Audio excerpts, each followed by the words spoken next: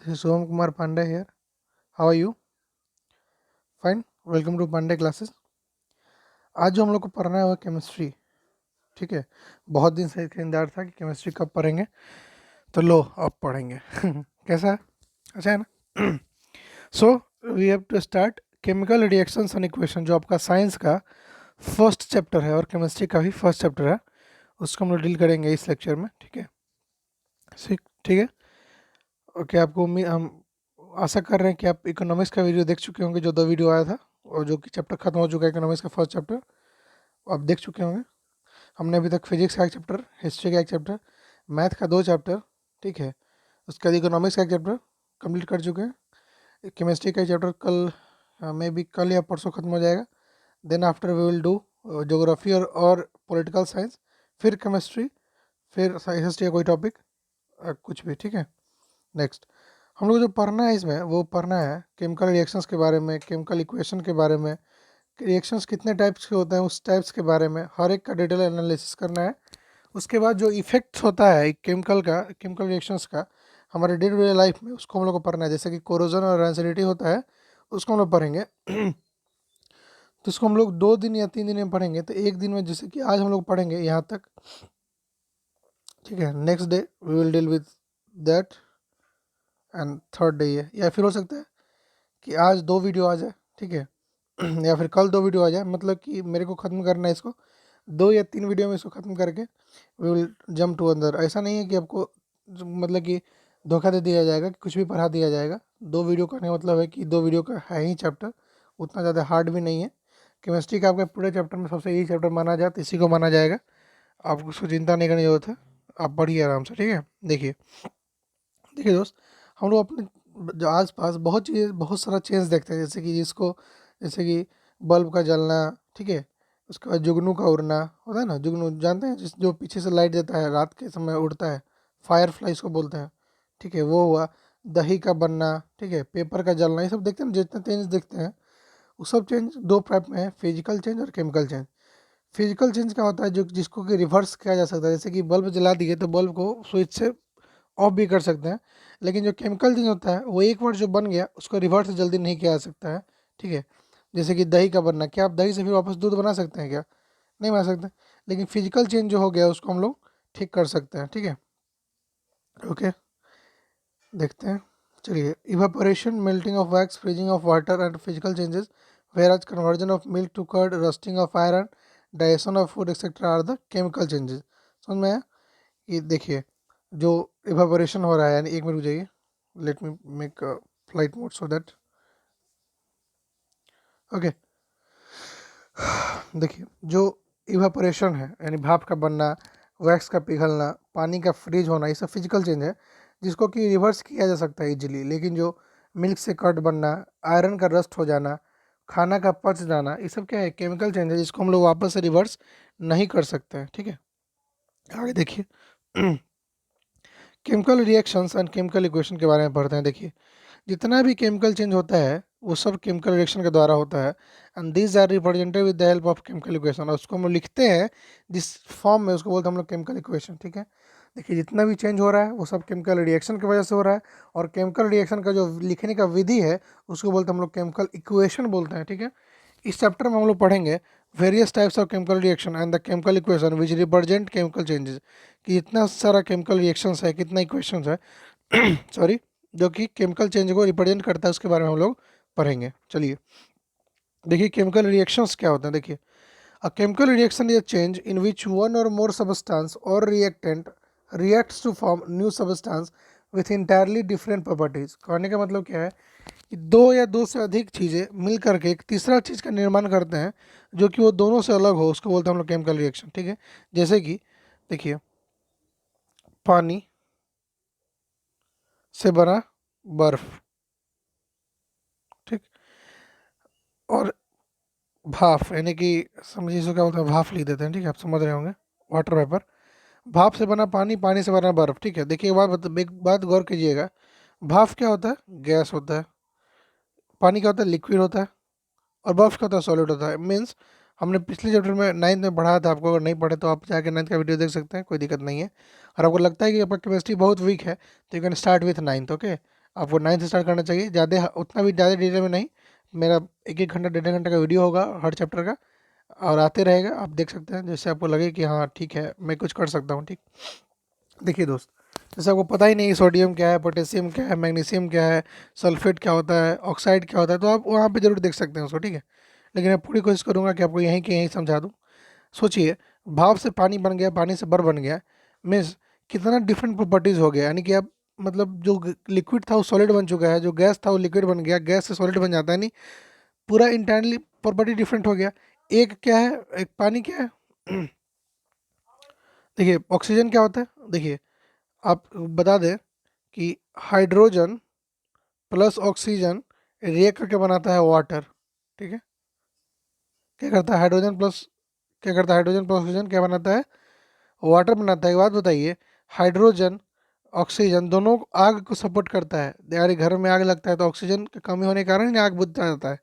इसको बोलते हैं हम लोग, जो कार्बन डाइऑक्साइड का गैस का छिड़काव करते हैं उससे क्यों होता है, ताकि ऑक्सीजन का कम आता है उसको कम मिले और आग लगना बंद हो जाए। अरे आपको नहीं समझ तो क्या करिए, आप एक डब्बा में क्या करिए, दिया जला लीजिए नीचे बड़ा बड़ा डब्बा में, और क्या करिए धीरे धीरे डब्बा का कवर बंद कर दीजिए, कुछ देर बाद दिया जो है बुझ जाएगी।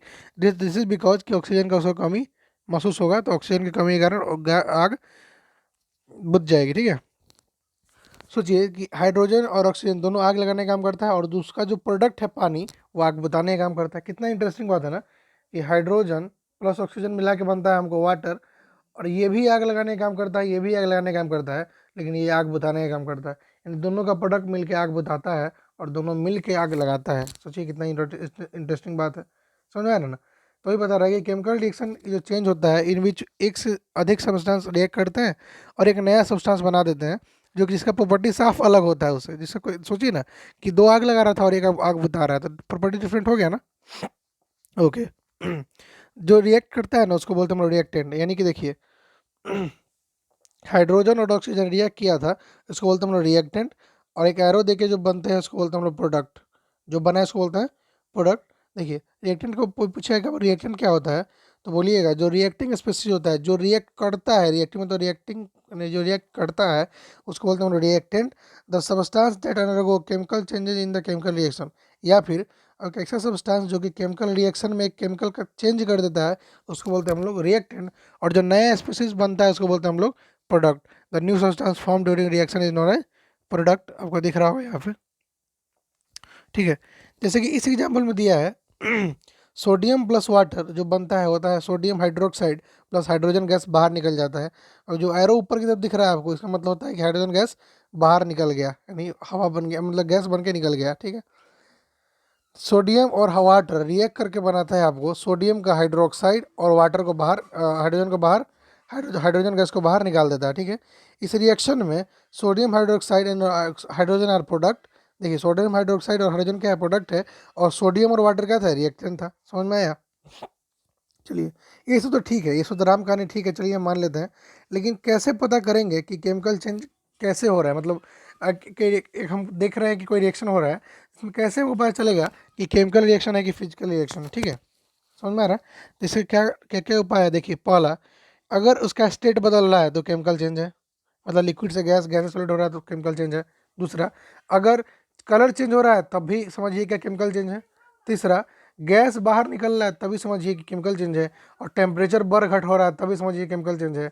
या फिर मतलब कि प्रिसिपिटेट समझते हैं, प्रिसिपिटेट मतलब होता है कि मान लीजिए कि आप पानी में बालू मिलाए, लेकिन कुछ कुछ बालू, कुछ कुछ मिट्टी मिल गया उसका, और कुछ कुछ करना नीचे आके बैठ गया, उसको बोलते हैं प्रिसिपिटेट। जैसे कि कोई चीज़ मिला रहे हैं तो आधा घुल गया और आधा नीचे आके बैठ गया नीचे सरफेस पे, उसको बोलते हैं हम लोग प्रिसिपिटेट बोलते हैं। और आगे जाके आप पढ़िएगा सरफेस केमिस्ट्री में, कोलाइडल सॉल्यूशन, उसके बाद कोगुलेशन, फिर आपको समझ में आएगा क्या क्या होता है। ये आपको 12th में पढ़ना है, उसका चिंता नहीं करना है आपको। देखिए केमिकल रिएक्शन होगा 5 प्रकार क्या क्या होगा, पहला कि स्टेट में चेंज होना, दूसरा कलर में चेंज होना, तीसरा गैस का बाहर निकलना, चौथा टेम्परेचर का बढ़ना घटना, या पाँचवा प्रिसिपिटेट का फॉर्मेशन। अगर ये सब चीज़ हो रहा होगा तो बोलेंगे कि वहाँ पे केमिकल रिएक्शन हो रहा है, नहीं तो नहीं हो रहा है। ठीक, अब देखिए आपको बताए थे केमिकल इक्वेशन क्या होता है, एक रिप्रेजेंटेशन, यानी रिप्रेजेंट करने का तरीका है किसको, केमिकल रिएक्शन को। तो वही लिखा हुआ है, chemical equation is a symbolic representation of a chemical reaction, symbols and formula of the reactant and product are used for the same. देखिए जैसे कि नीचे एग्जाम्पल में दिया है कि the reaction of burning of methane gas can be written in word. Methane gas का जलने का जो प्रक्रिया है उसको ऐसा लिखा गया है, क्या लिखा गया है कि मीथेन प्लस ऑक्सीजन जब रिएक्ट करता है तो फॉर्म करता है कार्बन डाइऑक्साइड प्लस वाटर। ठीक है, मीथेन प्लस ऑक्सीजन जो रिएक्ट करता है तो बनाता है कार्बन डाइऑक्साइड प्लस वाटर। तो जो जो रिएक्ट करता है उसको क्या बोलते हैं, रिएक्टेंट, और जो प्रोडक्ट बना जो बनता है उसको क्या बोलते हैं, प्रोडक्ट बोलते हैं। तो जो ऐसा लिखा हुआ है इसको बोलते हैं हम लोग वर्ड इक्वेशन। क्या बोलते हैं, वर्ड इक्वेशन। जैसे कोई भी पढ़ ले, और द वर्ड इक्वेशन को जो हम लोग क्या करते हैं, चेंज कर देते हैं सिंबल के द्वारा, फार्मूले के द्वारा। तो कैसा लिखाता है, CH4 gas plus 2O2 gas react करता है, मतलब हीट देते हैं। देखिए यहाँ जो डेल्टा का मतलब है ना, उसका मतलब होता है हीट। क्या होता है, हीट देते हैं, तो वो बनता है कार्बन डाइऑक्साइड प्लस 2H2O। जहाँ पे जी जो लिखा हुआ है सब गैस है, आपको डरने की जरूरत नहीं है इससे। ठीक है, देखिए आपको पता होना चाहिए कि मीथेन का, ठीक है, मीथेन का फॉर्मूला क्या होता है, CH4 है। नहीं पता है तो आप चिंता नहीं करिए, आपको डरने की जरूरत नहीं है, घबराने की जरूरत नहीं है कि सर हमको तो आता ही नहीं, ये सब कैसे पढ़े। आप फिलहाल इसको रट ले। जो आपका चैप्टर आएगा कार्बन एंड्स कंपाउंड, तब सारा का भेद खुलेगा। उसका धीरे धीरे आपको ऐसे होता है ना कि बच्चा घबरा जाता है केमिस्ट्री से कि यार कितना फॉर्मूला है, सोडियम हाइड्रोक्साइड, सोडियम, ये हम कैसे याद रखेंगे, हमको नहीं पता कि सोडियम का Na होता है, सोडियम हाइड्रोक्साइड का NaOH होता है, NaOH होता है, हमको नहीं पता। हम ये भी नहीं पता कि हाइड्रोक्लोरिक एसिड का HCl होता है, मैं कैसे याद रखूँ, मैं तो बच्चा हूँ अभी। चिंता ना करें, आप अगर 9th ठीक से ना पढ़ें कोई दिक्कत नहीं है, धीरे धीरे करके आपको सब कुछ याद आ जाएगा, कुछ सब कुछ समझ में आ जाएगा। जैसे जैसे चैप्टर आगे बढ़ेगा आपको सारा पिछला नॉलेज मतलब कि अच्छा होते जाएगा। जैसे सोचिए ना, आप 10th में आ गए तो आपको 8 9 का क्वेश्चन ईजी लगता होगा, लेकिन आप जो 8 9 में थे तो उस समय हार्ड लगता था। एंड मीन्स कि ऐसा नहीं है कि आपको 10th ये जो सब समझ में आएगा 11th में जाके, ना ना ना, ऐसा नहीं है। जब चैप्टर्स आगे बढ़ने लगेंगे, जब एसिड बेस साल्ट आएगा, मेटल एंड मेटल आएगा, पीरियोडिक टेबल आएगा, फिर आपका कार्बन कंपाउंड आएगा, तो धीरे धीरे करके आपको सब कुछ समझ में आ जाएगा। एंड आफ्टर सितंबर के बाद आपको सब कुछ समझ में आने लगेगा कि NaOH क्या होता है, HCl क्या होता है। आपको डरने की जरूरत नहीं है इससे। ठीक है, बस आप धैर्य मत खोइए और केमिस्ट्री से बैर मत रखिए। कहने का मतलब है कि अभी से घृणा मत करिए इसे कि हमको तू तो मेरे से बेवफा निकला, ऐसा नहीं करिए, समझे। नेक्स्ट देखिए, अब किसी किसी केमिकल इक्वेशन को लिखते कैसे हैं उसके प्रक्रिया को देखिए। Chemical equation shows changes of reactant to product through an arrow. Chemical reaction जो होता है वो बताता है कि रिएक्टेंट से कैसे प्रोडक्ट बना, with help of arrow. Arrow लगा के बताता है कि रिएक्टेंट था और उधर जाके प्रोडक्ट बन चुका है। ठीक, LHS में जहाँ पे रिएक्टेंट रहता है उसमें हम लोग बीच में प्लस साइन लगाते हैं, जैसे जितना रिएक्टेंट होगा उतना प्लस साइन, और प्रोडक्ट में जितना प्रोडक्ट बनेगा उतना प्लस साइन लगाते जाएंगे RHS में। ठीक है। The arrowhead point toward the product are shown as direction of the reactions. Example: the reaction between magnesium and Mg and oxygen O2 resulting into the formation of magnesium oxide। देखिए कैसे लिखा हुआ है, Mg plus O2 यानी reactant है और बनाता है मैग्नीशियम ऑक्साइड। क्या बनाता है, मैग्नीशियम ऑक्साइड बनाता है। ठीक है, आपको याद रखने का कुछ भी ट्रिक बता देंगे कि कब हाइड्रोक्साइड लगता है, कब ऑक्साइड, कब सल्फेट। इसका एक प्रॉपर वीडियो बना के डाल देंगे इसमें कि हम लोग एक ट्रिक सीखेंगे कैसे बैलेंस करते हैं और कैसे याद रखेंगे। उसका एक ट्रिक वाला वीडियो बन जाएगा, आपको चिंता ना करें इसका। चलिए, एक हम लोग केमिकल इक्वेशन को बैलेंस क्यों करते हैं और काहे क्यों करते हैं और करना जरूरी क्यों है, इसके लिए हम लोग पढ़ते हैं अब कि केमिकल इक्वेशन को बैलेंस करना क्यों जरूरी है, अनबैलेंस रखेंगे तो क्या दिक्कत हो जाएगा। ठीक है, इसके बारे में पढ़ते हैं। और इसका जो शॉर्ट फॉर्म है, यानी कि देखिए बैलेंसिंग बहुत हार्ड है। ठीक है, देख रहे हैं ना कितना लंबा चौड़ा है। आपको मैं इतना ईजी समझाऊंगा, ठीक है, कोशिश करूंगा इसी वीडियो में समझाने का। फिर भी एक अलग सा वीडियो बना दूंगा इसमें कि tricks to do balancing plus remember how to remember the chemical reactions, थोड़ा मोड़ा 10 20 15 इसको बता दूंगा। ठीक है। चलिए, एक बैलेंस केमिकल रिएक्शन इसमें क्या होता है कि सारा नंबर ऑफ एटम, सारा एलिमेंट का बराबर होता है, उसको बोलते हैं हम लोग बैलेंस इक्वेशन। ठीक है, जैसे कि आपको बोला जाए, जैसे कि यहाँ पे देखिए, जैसे कि H प्लस O मिलकर बनाता है 2H2O, मान लीजिए ऐसा बनाता है। ठीक है, तो गौर करिए, हाइड्रोजन कितना है यहाँ पे, 2 × 2 कितना हुआ, 4, यानी कि हाइड्रोजन क्या होना चाहिए था, 4 होना चाहिए था। ऑक्सीजन कितना है, 2 है, तो ऑक्सीजन कितना था, 2 होना चाहिए था। लेकिन हमको ना H2 पता करना है, 4 नहीं होगा, क्या होगा ये आपको रियल में समझाने के लिए मैं ऐसा बता दिया हूँ, लेकिन इस एग्जाम्पल में क्या होता है इसको बताते हैं। उप्स, देखिए, जैसे कि हाइड्रोजन प्लस ऑक्सीजन, आपको पता है, कोई बच्चा बता दिया वो 2H2O देता है। ठीक है, H2 ही रहता है, क्या कि हाइड्रोजन गैस ही होता है। ऑक्सीजन कितना है इसमें, गौर करिए, देखिए 2 से मल्टीप्लाई किया हुआ है पूरा, तो ऑक्सीजन कितना है, 1 × 2 2, यहाँ पे 2 लगा देंगे। हाइड्रोजन कितना है यहाँ पे, 2 मतलब कि 1 × 2 कितना, 2, यहाँ पे 2 लगा देंगे। तो क्या हो गया, बैलेंस हो गया ना। देखिए, तो यहाँ पे जितना कितना हाइड्रोजन का आइटम था, 2 आइटम था, यहाँ पे कितना है, 2 आइटम है, यहाँ पे कितना ऑक्सीजन का, 2 आइटम, यहाँ पे ऑक्सीजन कितना आइटम, 2 आइटम। तो इससे क्या हो गया कि नंबर ऑफ आइटम इक्वल हो गया, बिकॉज हम लोग 9th में पढ़े थे, एक क्या पढ़े थे, एवोगाड्रोस पढ़े थे ना, एवोगाड्रो लॉ क्या बता रहा था कि मास can nether be created nor be destroyed के अलावा बता रहा था कंजर्वेशन ऑफ मास, पता है ना, कंजर्वेशन ऑफ मास। तो मास का कंजर्वेशन कब होगा, जब सबका आइटम बराबर होगा ना, ठीक है। चलिए आगे देखते हैं। It means that in a chemical reaction total mass of reactant should be equal to total mass of product. जितना मास रिएक्टेंट का होगा उतना ही मास प्रोडक्ट का होना चाहिए, तभी किसी केमिकल रिएक्शन को बैलेंस बोलेंगे, नहीं तो नहीं बोलेंगे, ठीक। In other word, the number of item of each element remain the same before and after chemical reaction. किस केमिकल रिएक्शन शुरू होने से पहले से लेकर केमिकल रिएक्शन खत्म होने तक जितना नंबर ऑफ आइटम था उस पर्टिकुलर एलिमेंट का वो बराबर होना चाहिए, तभी उसको बोलेंगे हम लोग केमिकल रिएक्शन, ठीक है। नहीं तो वो क्या होगा, अनबैलेंस होगा, बैलेंस नहीं हो पाएगा, ठीक। किसी अनबैलेंस केमिकल रिएक्शन को हम लोग बोलते हैं स्केलेटन इक्वेशन, यानी कि समझिए कि सिर्फ हड्डी होता है ना, हमारे बॉडी का जो हड्डी वाला होता है उसको बोलते हैं स्केलेटन बोलते हैं। उस स्केलेटन को समझिए आप अनबैलेंस, और जब पूरा चमड़ा वगैरह लग गया, पूरा स्किन लग गया, उसको बोलिए आप बैलेंस, ठीक है। देखिए कुछ कुछ स्टेप्स होते हैं इसको करने का। पहला स्टेप क्या बोलता है कि right balance equation in and enclosing the following in bracket.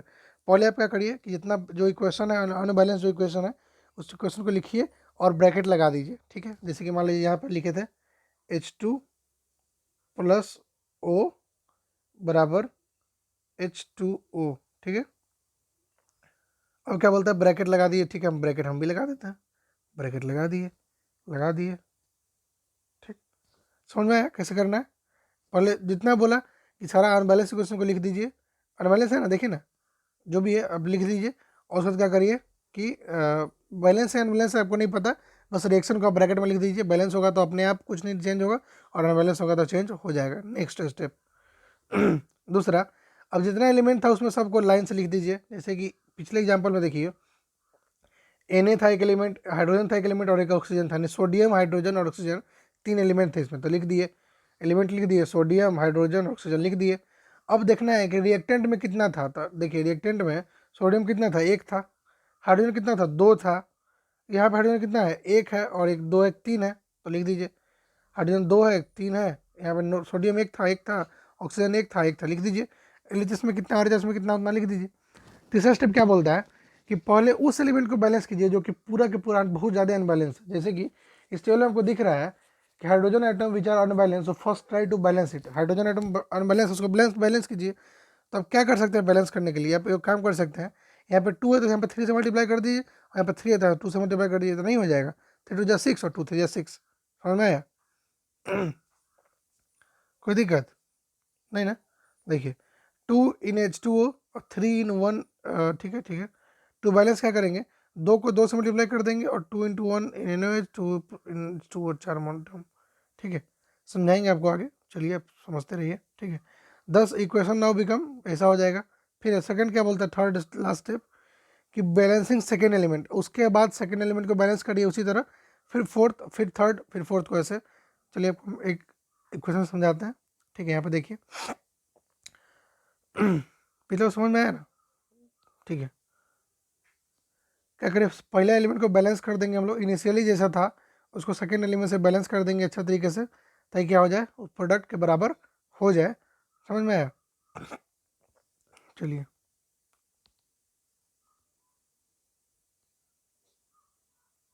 देखिए, बैलेंस सेकेंड एलिमेंट, अब मान लीजिए उसको बैलेंस करने के चक्कर में कहीं दूसरा एलिमेंट अनबैलेंस हो जाए, फिर आप उसको बैलेंस करिए उसी तरीके से, दोनों साइड दोनों को बैलेंस करना है। इसमें कि देखिए इसमें इनिशियली 1 था रिएक्टेंट में, प्रोडक्ट में 2 आ गया, तो अब क्या करेंगे, इसमें 2 से मल्टीप्लाई कर देंगे, तो क्या हो जाएगा, ये बराबर हो जाएगा ना, ठीक है। तो जैसे आपको इसको बोलते हैं, देखिए इस प्रोसेस पूरा प्रोसेस को बोलते हैं हम लोग हीट एंड ट्रायल मेथड। क्या बोलते हैं, हीट एंड ट्रायल मेथड, जिसमें कि हम लोग अपना मन से जो मन करता है वो करके चेक करना चाहते हैं, उसको बोलते हैं हम लोग हीट एंड ट्रायल मेथड।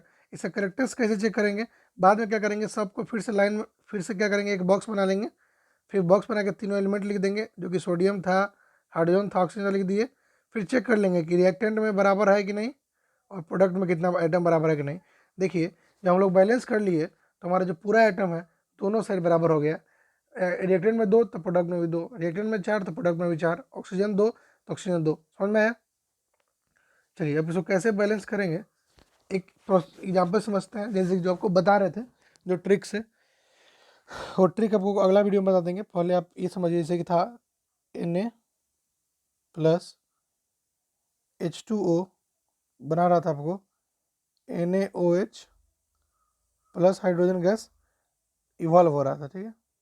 ठीक, चलिए वो काम करिए आप। इसके ट्रिक क्या है कि पहले सबको आप ए मान लीजिए, इसको बी मान लीजिए, इसको सी मान लीजिए, इसको डी मान लीजिए, ठीक है। क्या करना है आपको बताइए, तो सोडियम कितना है, इधर ए है सिर्फ, वहाँ पे सोडियम कितना है, तो एरो सी है, ठीक है। यहाँ पे हाइड्रोजन कितना है, तो 2b है, याद करिए, देखिए 2 × b 2b है, और वहाँ पे हाइड्रोजन कितना है, सी, 1 × सी, और 2 × d 2d, यानी सी प्लस 2d है। तीसरा ऑक्सीजन कितना है, तो यहाँ पे बी है, उधर क्या है, सी है सिर्फ। समझ में आ रहा है कैसे कैसे कर रहे हैं, समझिए। यहाँ पे सब जगह 1 लिख दीजिए पहले, तो 1 1 1 1 लिख दीजिए। A × 1 कितना, ए। B × 1 कितना, बी होता है, लेकिन हाइड्रोजन कितना है, 2 है, तो 2 × 1 2, 2 × b कितना, 2b। समझ में आ रहा है, उसलिए लिखा हुआ यहाँ पे 2b, ठीक है। उसका बाद Na क्या है, सी, और यहाँ पे 2d कैसे है, 2 × 1 2, और *d 2d, ठीक है। अब क्या करिए ना, दो को आप एक मान लीजिए, जैसे कि देखिए यहाँ पे ए और सी बराबर है ना, इसको मान लेते हैं ए और सी बराबर 1 मान लेते हैं, ठीक है, मान लिए 1। देखिए तो जहाँ जहाँ सी है वहाँ वहाँ 1 लिख सकते हैं, ठीक है। तो यहाँ पे बी बराबर सी है, तो बी बराबर भी 1 लिख सकते हैं, यहाँ भी 1 हो जाएगा, ऑटोमेटिकली 1 हो जाएगा। देखिए तो यहाँ पे बी को 1 लिख देंगे, सी को 1 लिख देंगे, तो क्या हो जाएगा, 2 - 1 = 2d। तो यहाँ से डी कितना आ जाएगा, बताइए डी कितना आ जाएगा, देयरफॉर डी कितना आ जाएगा, 1/2 आ जाएगा। कितना आ जाएगा, 1/2 आ जाएगा। अब चेक करके देखते हैं कि क्या ये सही है कि नहीं, चलिए देखते हैं। समझ आ रहा है ना कैसे किए, इसका मैं ट्रिक वीडियो बना दूंगा, उस दिन समझा दूंगा अच्छे से। पहले आपको बस एक डर न लगे बैलेंसिंग करने से, उसके लिए समझा दिया हूँ, ठीक है। देखिए हम कितना मिल गया, डी बराबर कितना आ गया आपको, 1/2 आ गया। तो हम लोग पुट कर देंगे इस इक्वेशन में, ठीक है। देखिए कैसे पुट करेंगे समझाते हैं आपको। 1/2 आया ना, तो डी यहाँ पे था ना, तो वहाँ पे लिख देंगे हम लोग 1/2 लिख देंगे, ठीक है। अब हम लोग क्या करेंगे, एलसीएम ले लेंगे, तो क्या हो जाएगा यहाँ पे पूरा जगह 2 से मल्टीप्लाई हो जाएगा, तो क्या हो जाएगा, 2Na plus 2H2O plus 2NOH 2NaOH और प्लस H2 गैस का इवॉल्व हो जाएगा। ये नहीं क्वेश्चन बैलेंस करके आएगा, अरे यार 2 से सब जगह 2 यहाँ पे आया, 2 से सब जगह मल्टीप्लाई कर दिएगा तो नहीं हो जाएगा। तो देखिए तब बताइएगा, सोडियम यहाँ कितना, ए में कितना 2, सोडियम यहाँ कितना 2,2। हाइड्रोजन की बात करें, हाइड्रोजन यहाँ कितना 4, यहाँ कितना 2, और यहाँ कितना 2, 4 हो गया, 4 हो गया। ऑक्सीजन की बात करें कितना है 2, और यहाँ पे ऑक्सीजन कितना है 2, यानी कि ऑक्सीजन भी 2,2 है, यानी कि बैलेंस हो गया। कैसे किए, ABCD तरीका से किए। हिडन ट्रायल मेथड से अच्छा मेथड है, ठीक है। लेकिन आपको हो सकता है कि हिडन ट्रायल मेथड सब क्वेश्चन पर लग जाता है, लेकिन ये हर एक क्वेश्चन पर नहीं लगता है। आपको लग गया तो ठीक, नहीं लगा तो आप मतलब कि बैलेंस हो गया तो ठीक है, नहीं तो आप हिडन ट्रायल से करने की कोशिश करिएगा, ठीक है। चलिए इसका डिटेल वीडियो मैं अगला वीडियो में बना दूंगा कभी, ठीक है। आप आगे बढ़ते हैं। इस तरह एक क्वेश्चन दिया है कि बैलेंस करिए इस इक्वेशन में, जब C2H6 + O2 = CO2 + H2O दिया है, इसको कैसे बैलेंस करना है, इसको देखते हैं, ठीक है। एक मिनट रुक जाइए, देखिए इस इक्वेशन को कैसे बैलेंस करेंगे हम लोग। पहले तो क्या करेंगे, ब्रैकेट लगा लेंगे। ब्रैकेट लगाने के बाद हम लोग लिख लेंगे सारे एलिमेंट को, कार्बन को, हाइड्रोजन को, ऑक्सीजन को, सब लिख लिए। फिर देखेंगे रिएक्टेंट में कितना है, कैसे लिखेंगे। देखिए कार्बन लिख दिए, यहाँ पे कितना था 2 था, उधर रिएक्टेंट में कितना है 1 है। यहाँ पे हाइड्रोजन कितना है 6 है, वहाँ पे हाइड्रोजन कितना है 2 है। यहाँ पे ऑक्सीजन कितना है 2 है, वहाँ पे ऑक्सीजन कितना है 3 है। पहले क्या करेंगे, हम लोग हाइड्रोजन को बैलेंस करेंगे। हाइड्रोजन को बैलेंस करने क्या करेंगे, हम लोग रिएक्टेंट साइड में 3 से मल्टीप्लाई कर देंगे, ठीक है। जैसे 3 से मल्टीप्लाई जैसे करेंगे, प्रोडक्ट साइड में 3 से मल्टीप्लाई कर देंगे, तो क्या हो जाएगा, now to balance carbon carbon atom multiply CO2 molecule by 2। यहाँ पे हम लोग क्या करेंगे, इसको क्या करेंगे, देखिए यहाँ पे 3 से मल्टीप्लाई कर देंगे, यहाँ पे 2 से मल्टीप्लाई कर देंगे, तो हो जाएगा बैलेंस। तो यहाँ पे क्या हो जाएगा, देखिए 2CO2 हो जाएगा, और यहाँ पे क्या हो जाएगा 3H2O हो जाएगा ना। तो अब चेक करेंगे कि कितना बच गया। तो अब ऑक्सीजन कितना हो जाएगा यहाँ पे प्रोडक्ट में, 2 दूनी 4 प्लस 3 7 हो जाएगा। ऑक्सीजन यहाँ पे 7 हो गया। तो बैलेंस करने के लिए क्या करेंगे, कितना करेंगे इसको बैलेंस करने के लिए, क्या हो जाएगा 7/2 हो जाएगा ऑक्सीजन।